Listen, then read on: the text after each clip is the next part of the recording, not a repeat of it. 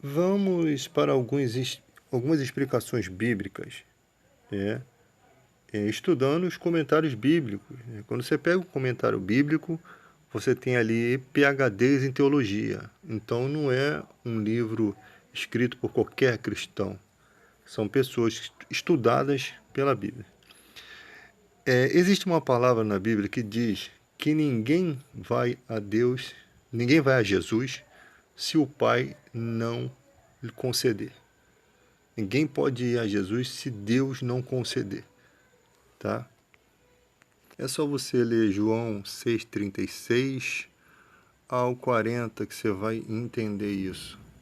É que essa eleição, né, essa escolha de Deus para aquele determinado momento na vida de uma pessoa, é só dele. Ela vem antes de uma resposta do homem, ela vem antes de ela é antes de uma escolha humana, tá? Então ninguém vem a mim se o Pai não lhe trouxer, né? E o que vem a mim de modo algum o lançarei fora. São palavras que ficam meio esquecidas na Bíblia, entende? Então não tem como você forçar uma pessoa a aceitar os argumentos bíblicos, a viver uma vida cristã. Não tem como você aceitar. Uma palavra que muita gente se esquece: há uma só fé em um só Espírito. Vamos falar de igreja, tá? Não estou falando de outra religião. Se há uma só fé em um só Espírito, que é o Espírito da verdade, que nos guia em toda a verdade, então logo vai existir pessoas que não concordam com as questões fundamentais da Bíblia pregadas. Tem gente que não concorda porque é mal instruído, mas tem gente que já é bem instruído nas Escrituras, mas não concorda com a maioria, né? Existem muitos ministérios em que, se você colocar 1 milhão de igrejas para julgar e podemos julgar o que está sendo pregado, e comparando com as escrituras, foi o que os cristãos de Bereia fizeram, isso não é pecado, você vai ver que muitas daquelas mensagens não condizem com a palavra de Deus. O que acontece no século XXI é que surge qualquer pessoa na internet que se diz teólogo e às vezes estudou teologia, estudou hebraico, mas que eu não acredito que os professores dessas pessoas concordem com o que elas pregam. Porque elas estudam, mas não são pessoas idôneas. Paulo diz para ensinar pessoas idôneas o caminho da verdade. Porque as que não são idôneas podem fazer mercado com o conhecimento. Isso é comum, transformar o conhecimento em fonte de renda. Isso é muito perigoso. Tanto que na primeira carta a Timóteo, ele diz que os que querem ser ricos caem em tentação e cilada e muitas concupiscências loucas e nocivas, que submergem os homens na ruína e na perdição, porque o amor do dinheiro é raiz de todos os males, e muitos nessa cobiça se desviaram da fé e atormentaram-se a si mesmos com muitas dores. Está escrito que ninguém pode servir a dois senhores, porque vai agradar um e aborrecer o outro. Não pode servir a Deus e às riquezas. Essa mensagem, ela está muito mais direcionada aos cristãos que têm conhecimento do que ao mundo, né? Por quê? Porque é uma palavra para pessoas espirituais. Se desviaram da fé e se atormentaram com muitas dores, né? Não pode amar o mundo e as riquezas. Você pode ver isso no mundo, mas só que no mundo uma pessoa não tem o Espírito Santo, ela não foi tirada do império das trevas, não foi transportada para o reino do Filho, lá como é citado em Colossenses 1,13. Então, é uma palavra para quem é espiritual. É engraçado que muitas vezes Jesus sabia que pessoas não conseguiam acreditar nele. Quando Jesus complica certos assuntos, e olha como é que Jesus fala. Ele diz assim: se não comerdes da minha carne, né, do meu corpo, e não beber do meu sangue, não vai ter parte com ele. Não. A questão é, como que Jesus vai dizer para um judeu que eles deveriam comer a carne e beber o sangue dele? Sendo que os judeus não podiam beber sangue, já citado em Levíticos 7:26, né? E essa declaração, ela insulta aquelas pessoas ali. Então, aqueles judeus ficam sem entender o que Jesus está dizendo. Lógico que se você tem uma ideia de que Jesus é o Filho de Deus e ele faz uma declaração assim, você tem que pensar que você está equivocado no seu raciocínio. Porque Deus não ia mandar você fazer uma coisa que estivesse fora das leis dele. E muita gente se afastou de Jesus naquele momento, se escandalizou. Mas muitos ficaram. Por que eles também não se escandalizaram? Eles esperavam uma resposta, um entendimento.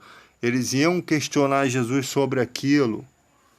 Eles não iam aceitar cegamente a ideia daquilo que estava sendo colocado.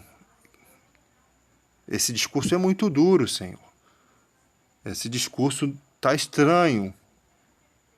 Eles foram delicadamente questionar o Senhor. E Jesus não estava se referindo à ceia do Senhor, porque essa ordenança, ele só foi instituir da ceia 1 ano depois. E num contexto geral, nesse contexto, significa que a vida eterna ela só pode ser alcançada quando alguém crê nele. Tá? A própria morte de Jesus na cruz era um escândalo. A morte de um Messias era um escândalo. Mas eles precisavam tomar posse dos benefícios da fé. Porque depois viria a ressurreição de Cristo. Um fenômeno, uma coisa espetacular, extraordinária. Eles deveriam estar preparados para poder assumir essa fé naquilo que Jesus está falando. Que ele viria a ressuscitar no terceiro dia.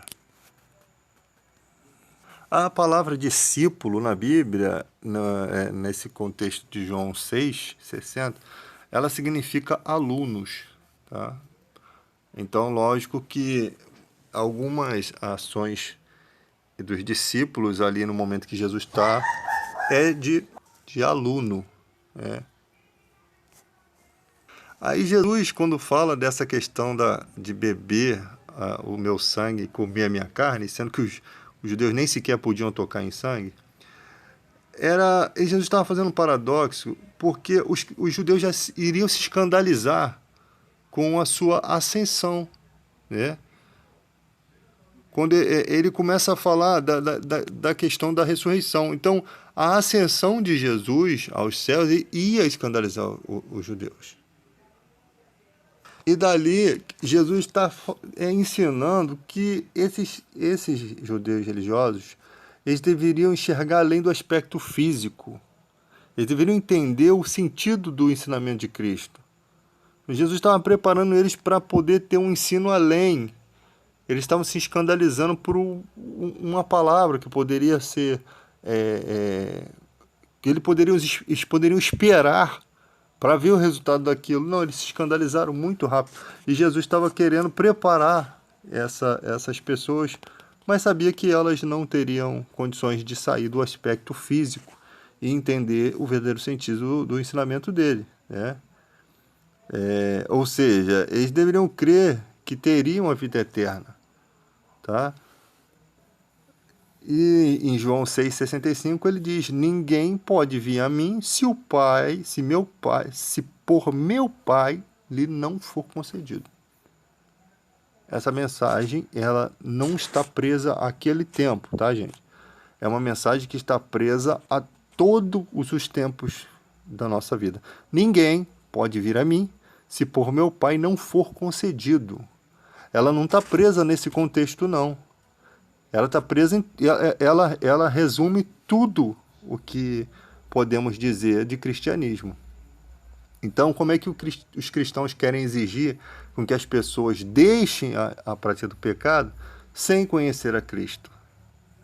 Ou se outra questão, o evangelho é um convite, tá? Ninguém é obrigado a ir para a igreja, ninguém é obrigado a servir a Jesus. Deus nos deu livre-arbítrio, sim, para fazer as nossas escolhas.